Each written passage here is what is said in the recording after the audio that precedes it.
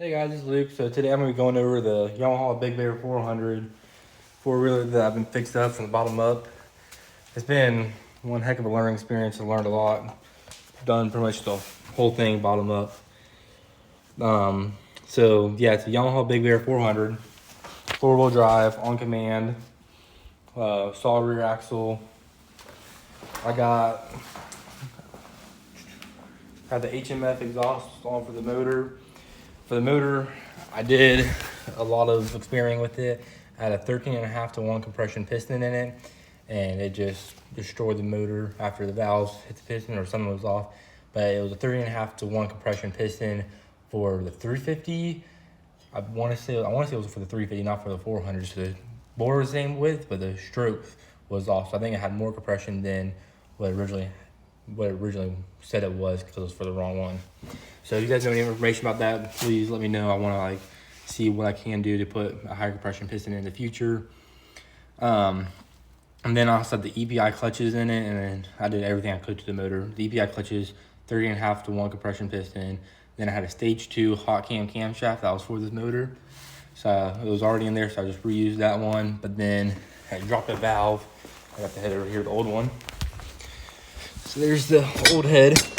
It just dropped the valve right out of the motor, and then that one's standpoint, but it just destroyed the whole cylinder. It was locked up and driving it. Did pretty good. I was taking my John boat from my truck to the backyard, just moving around, so I didn't have to use my truck because of the sharp turn.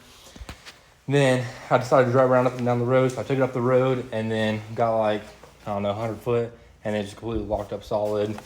I don't know what happened. I thought one of the gears in the rear end broke up or something. So I was able to kick it into neutral and roll it back down to the house.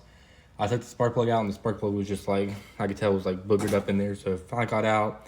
Then I could see metal shavings in there. Took the air cleaner off, and metal shavings in there too, and the carburetor. So metal shavings just everywhere. So that was definitely let down to me. But I didn't give up. My brother-in-law found a same four-wheeler, Yamaha Big Bear 400, same exact model, same exact everything, from a job site, one of his guys. And then, so I bought that for him for $20, best thing ever. Had everything, a frame, plastics, motor, just didn't run. The guy said just had, I think the rings were shot in it. So I took that motor apart, and that's the motor I put in here. All I needed was just the top end. Bought that sleeve off of Amazon, and then redid the head.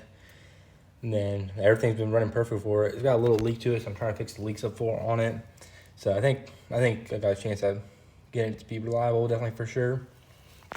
For the tires, I got 28 by 10 or 28 by 11 on 12-inch rim Can-Am stocks. But the ITP Mega Mayhems, they're great. They bite real good. Definitely a good strong bite. I got the floorboards from that other motor donor four-wheeler that I bought for $20.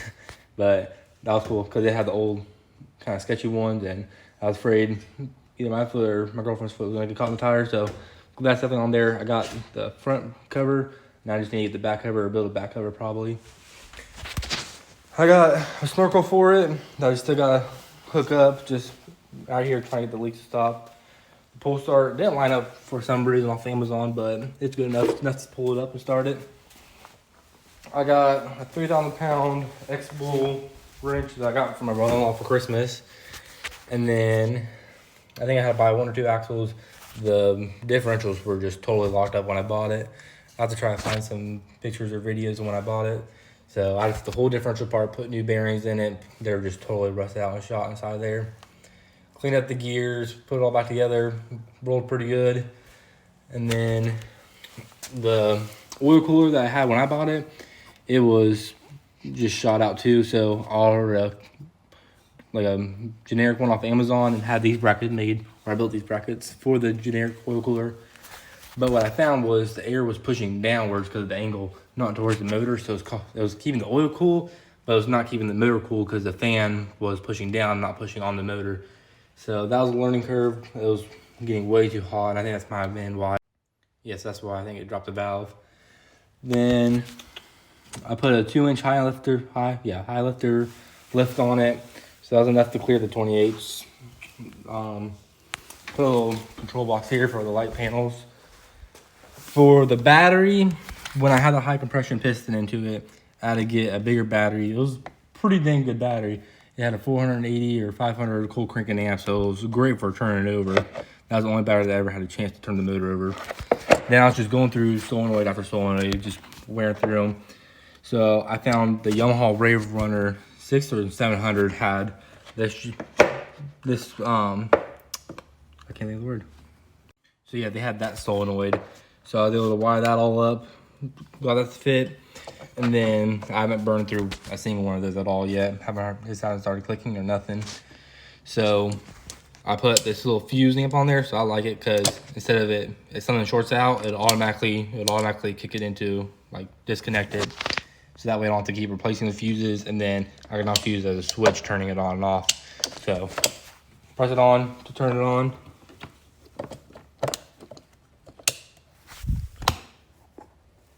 Maybe. So yeah, it's great. You just push that on there, and then have this little safety, the secondary switch to turn the lights off. And then have the fan hooked up to it, have the running lights hooked up to it, and then have a little battery phone charger, and then battery voltage meter on it, and then my amps. So hopefully they didn't kick on the Bluetooth. But so I like that, so where you just turn it off, shut everything off, leave it disconnected. So then I'll have to like pull fuses or unplug everything or put a real switch onto it. So it's kind of nice for that. Makes it convenient for sure. Multi-purpose. Got the Bose speaker. I don't know if it said this or not, but I got the Bose speakers on it. The 4 pods off Amazon, $100 something. The square lights for the pod lights. So that was great for headlights instead of getting the circle ones. I think it makes it look a little bit better. Or this little shackle to help hold it up on there, and a little bit safer to use probably.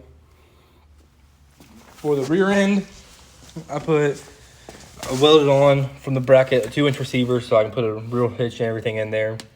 And then still a 2-inch lift on the back of it. And then for the spacers to run these tires, I had to put I think those 1 inch or 2 inches spacers, 2 of those, and then the adapters to run from them. So it's definitely got some width widening on the back. The gas gauge, bought a new gas gauge, but it already crapped out. Got the on command, just push a button, reverse, switch, everything works great on it. And then the quad boss back seat. So that's about everything for it. I pretty much did the whole thing bottom up. So you guys have any questions, just hit me up, let me know. I try to do the best to help you guys out because I definitely had to get some help when redoing this myself. Other than that, it's been a great 4-wheeler. It's definitely been a learning experience. I learned a little bit from this one. It's the same principles on it, but this is the Yamaha Timberwolf 250. I'll make a video about that. I got that from my uncle. It's 2-wheel drive, a little bit smaller, but it's super light. Like, look at this. You just come up here, and you can just pick it up, right up. This one, you can pick it up, but it's gonna hurt your back. And then that little one just pops wheelies. It's fun. You can control it. It floats on water. It's just so light. You hop off and you can float it and push it across the water. So I'll definitely get some videos of mudding and riding and try to get some cool videos. Make it a GoPro one day or something. So let me know what you guys want to see. If you guys have any questions, let me know. So stay tuned. Thanks for watching.